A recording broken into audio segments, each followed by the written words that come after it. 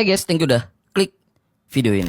Jadi aku mau ajak kalian bahas kasus yang lagi-lagi ini kasus yang banyak banget kalian request buat kita bahas di sini, yaitu kasus naas yang dialami seorang wanita yang sebagai karyawan Alfamart di wilayah Purwakarta yang sempat dilaporkan hilang, yang akhirnya ditemukan dengan keadaan yang benar-benar naas di sungai. Yang ternyata semuanya dilakukan orang ini yang padahal sebagai atasannya, yang semuanya berawal dari rasa suka yang ternyata udah lama dia pendam. Makanya nih, kasus ini harus banget kita bahas di sini dengan harapan bisa jadi pembelajaran buat kita semua nih. Supaya kasus-kasus kayak gini ya, amit-amit jangan sampai terulang lagi, terutama buat kita-kita yang udah menjadikan kasus-kasus kayak gini sebagai pembelajaran. Oke lah, kayak gimana kisah dan kasusnya, langsung aja kita bahas sedetail mungkin yang aku bisa. Tapi kayak biasa, sebelum kita lanjut ya, kita ritual dulu. Jadi siapkan minuman dan cemilan kalian, siapkan juga posisi ternyaman menurut kalian kayak gimana. Jadi kalau udah nyaman, udah santuy, nah jadi soal kasus ini, yuk kita bahas.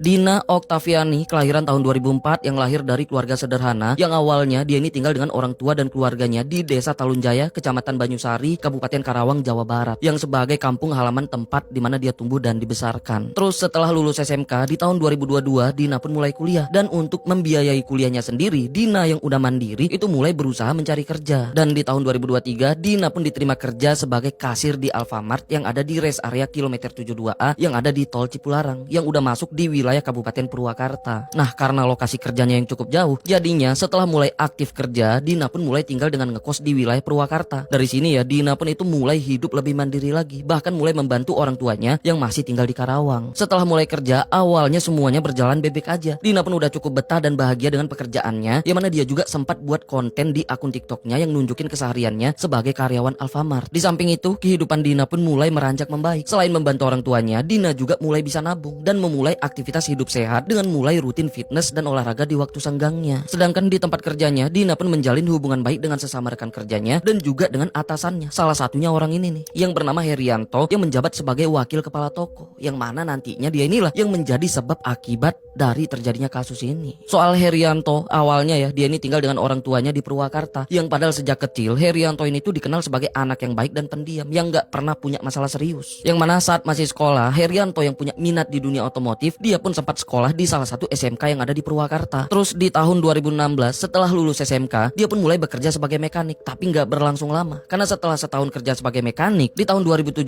Herianto pun mulai beralih dengan bekerja sebagai karyawan Alfamart yang ditempatkan di Alfamart yang ada di rest area kilometer 72A yang ada di Tol Cipularang. Yang mana dia pun memulai karirnya itu sebagai karyawan biasa. Nah, terus selama kerja di sana ya, dia pun ketemu lagi dengan seorang wanita yang sebagai teman sekolahnya dulu, yang juga sebagai karyawan Alfamart di situ. Jadinya mereka pun mulai cinlok, dan setelah merasa cocok, akhirnya di tahun 2018 mereka pun nikah dan tinggal di Desa Wanawali, Kecamatan Cibatu, Kabupaten Purwakarta. Dari pernikahan ini mereka pun dikaruniai 2 anak. Nah, tapi setelah kelahiran anak pertamanya ya, istri Herianto yang juga sebagai karyawan Alfamart di situ akhirnya memutuskan berhenti kerja karena mulai fokus kerja di rumah sambil merawat anak mereka. Sedangkan Herianto itu masih tetap kerja sebagai karyawan di Alfamart itu. Terus setelah beberapa tahun kerja, karena dedikasi dan prestasi kerjanya yang sebenarnya baik, jadinya jabatannya pun mulai naik dari tahun ke tahun, sampai akhirnya di tahun 2025 ini dia pun dipercaya untuk menjabat sebagai wakil kepala toko. Yang mana selama bekerja ini ya, Herianto pun sempat ketemu dengan toko-toko terkenal yang kebetulan sedang belanja di tokonya, dan sempat posting fotonya sama Adrai dan juga KDM yang sebagai gubernur Jawa Barat. Di samping itu, sejak Dina menjadi karyawan di sana sejak tahun 2023 kemarin ya, dia pun sempat menjalin hubungan baik dengan Dina, layaknya hubungan karyawan dengan atasannya. Tapi karena Dina yang emang dikenal cantik apalagi ramah, malah Herianto ini baper, dan secara diam-diam dia pun mulai menaruh suka. Sedangkan Dina yang gak menyadari itu semua tetap menjalin hubungan baik dengan Herianto, yang mana mereka pun ya sering ngobrol layaknya temen, yang awalnya semuanya masih berjalan bebek aja, gak ada masalah apapun. Tapi itu awalnya, sebelum akhirnya Herianto yang emang udah sejak lama memendam suka ya, ini pun menjadi awal mula dari kasus naas yang menimpa Dina.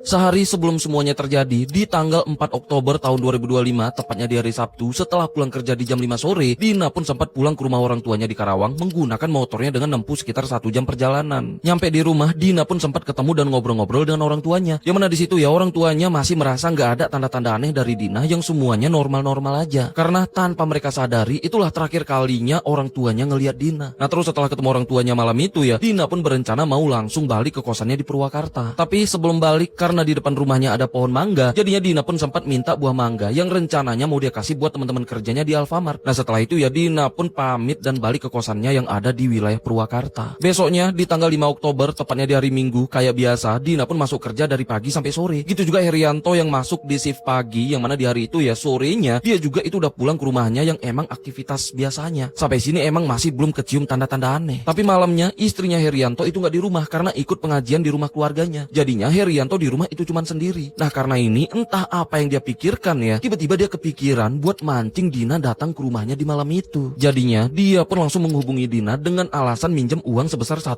juta. Nah singkat cerita ya Dina pun bersedia minjemin dengan rencana akan mentransfer uangnya ke rekening Herianto. Tapi Herianto minta uangnya dikasih secara cash atau ditransfer langsung di depan dia. Yang intinya Herianto ini minta buat Dina datang ke rumahnya malam itu juga. Nah karena udah malam Dina pun sempat keberatan, apalagi dia pun masih capek karena baru pulang kerja. Tapi karena Herianto yang mulai maksa, akhirnya Dina pun setuju buat ngantar uangnya ke rumah Herianto ini. Nah tapi sebelum berangkat, karena Dina ini biasanya selalu ngabarin ibunya kalau pergi kemanapun apalagi di malam hari, jadinya dia pun sempat menghubungi ibunya dengan sebut mau pergi ke rumah Herianto yang sebagai atasannya buat ngantar uang. Karena udah malam, pastinya ibunya pun khawatir, yang sempat keberatan bahkan melarang Dina buat ngantar uangnya. Tapi Dina meyakinkan kalau Herianto ini katanya orangnya baik yang bisa dipercaya. Karena ini ya ibunya pun terpaksa mengizinkan. Setelah itu Dina pun langsung berangkat menggunakan motornya yang langsung menuju ke rumah Herianto. Nyampe di sana Herianto pun langsung nyuruh Dina masuk buat duduk di ruang tamu rumahnya. Nah di situ ya mereka pun sempat ngobrol-ngobrol. Terus setelah Dina ngasih uangnya dengan cara ditransfer, Herianto yang makin bergairah ngelihat Dina di rumahnya dengan kondisi rumahnya yang kosong itu langsung melukin Dina. Dina yang kaget itu langsung berusaha melepaskan diri bahkan berusaha melawan. Sedangkan Herianto ya justru makin kencengin pelukannya dengan memiting tubuh Dina. Sedangkan Dina yang udah panik ya itu mulai teriak. Karena panik Herianto pun langsung membekap wajah Dina sampai Dina pun mulai melemah yang akhirnya kehabisan nafas. Nah setelah Dina yang udah gak bergerak ya, Herianto pun langsung melakukan aksinya dengan melakukan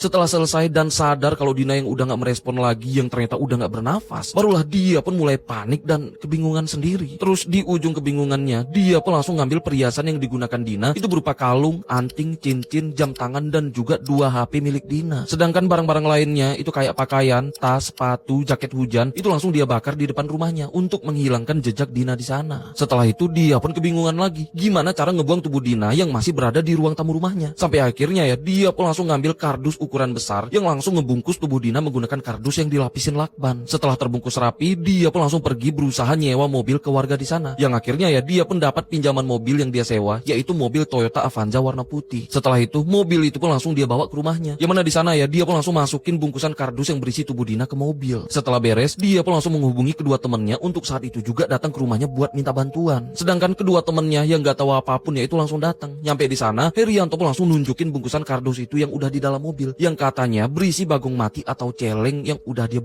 yang katanya juga kalau bagong itu kiriman goib dari orang lain yang harus dibuang. Jadinya ya Herianto pun minta bantuan kedua temannya buat bantu ngebuang bungkusan kardus itu. Temennya yang percaya apalagi udah terlanjur datang ke sana ya, jadinya mereka pun ya setuju. Yang mana malam itu juga mereka pun langsung pergi. Sedangkan Herianto yang nyetir ya itu langsung mengarahkan mobilnya ke jembatan merah Bendungan Jatiluhur yang ada di Purwakarta. Nyampe di sana karena lokasinya yang sepi di malam hari, jadinya Herianto yang dibantu kedua temannya ya itu langsung ngebuang bungkusan itu dengan dilempar ke sungai. Nah setelah selesai ya mereka pun langsung balik. Nyampe di rumah, Herianto pun sempat ngasih masing-masing 50.000 untuk kedua temennya yang sebagai upah. Bukan cuma itu, Herianto pun sempat nitip kedua HP dan motor milik Dina ke temennya. Awalnya temennya pun sempat kaget dan nanya, tapi Herianto beralasan yang katanya motor itu motor bekas yang baru dia beli dari leasing seharga 3,7 juta. Jadinya ya dia pun minta supaya temennya nyimpen motor itu dulu. Temennya yang percaya itu langsung ngebawa dan nyimpen motor itu ke sebuah rumah kosong yang ada di daerah Wanawali, Purwakarta. Sedangkan Herianto itu langsung beraktivitas, yang mana besoknya ya dia pun langsung masuk kerja kayak biasanya. Nah terus setelah pulang kerja, dia pun sempat menjual perhiasan emas milik Dina seharga 4 juta yang dia jual di sebuah toko emas yang ada di sana. Sedangkan di sisi lain, keluarga Dina di sana itu mulai cemas karena sejak semalam Dina udah hilang kabar, yang bahkan udah nggak bisa dihubungin karena nomornya yang udah nggak aktif. Pastinya ya ini pun ngebuat orang tua dan keluarga Dina di Karawang itu mulai cemas. Nah karena Herianto yang tahu kalau keluarga Dina di sana udah mulai cemas, jadinya supaya nggak dicurigain, Herianto 2 hari setelah Dina hilang di tanggal 7 Oktober di hari Selasa, karena di hari itu Dina nggak masuk warga kerja yang sedang juga aktivitas seolah-olah di pinggir peduli Sungai dengan Citarum hilangnya yang ada Dina di Desa ini. Curug, Dan setelah itu ya dia pun langsung Karawang. pulang. Sedangkan keluarga Dina yang aneh yang udah benar-benar resah ya. yang awalnya mereka pun melaporkan soal hilangnya Dina ini ke Polres Tapi Karawang. Setelah dilihat-lihat, mereka pun mulai curiga, jangan-jangan itu orang. Karena ini ya mereka pun sempat deketin buat lihat dari dekat. Nah, setelah dipastikan yang ternyata itu tubuh wanita tanpa pakaian. Pastinya ya ini pun ngebuat mereka semua kaget yang langsung lari ngelapor temuan ini ke Kades. Setelah itu Pak Kades yang pun langsung melaporkan ke pihak kepolisian di Polres Karawang. Gak lama kemudian ya polisi dan tim Inafis pun mulai berdatangan yang langsung melakukan evakuasi dengan melarikan tubuh wanita itu ke RSUD Kabupaten Karawang untuk diotopsi sekaligus menyelidiki identitasnya. Terus karena sebelumnya pihak keluarga Dina yang sempat melaporkan soal hilangnya Dina ke polisi, jadinya pihak kepolisian pun langsung menghubungi dan melaporkan soal temuan ini ke orang tua Dina untuk memastikan apakah wanita yang ditemukan itu adalah Dina. Karena ini keluarga dan orang tua Dina pun langsung mendatangi RSUD untuk ngelihat langsung tubuh wanita yang baru ditemukan. Nah, setelah dilihat yang ternyata benar itu adalah Dina. Yang mana ya ini pun ngebuat seluruh keluarganya syok dan lemas. Apalagi yang paling sedihnya yang ngebuat mereka semua nggak nyangka Dina akhirnya ditemukan di tanggal 7 Oktober 2025 yang mana itu hari kelahirannya yang lahir di tanggal 7 Oktober 2004 lalu. Yang harusnya di hari itu Dina ini udah genap berusia 21 tahun. Tapi naas ternyata Dina ditemukan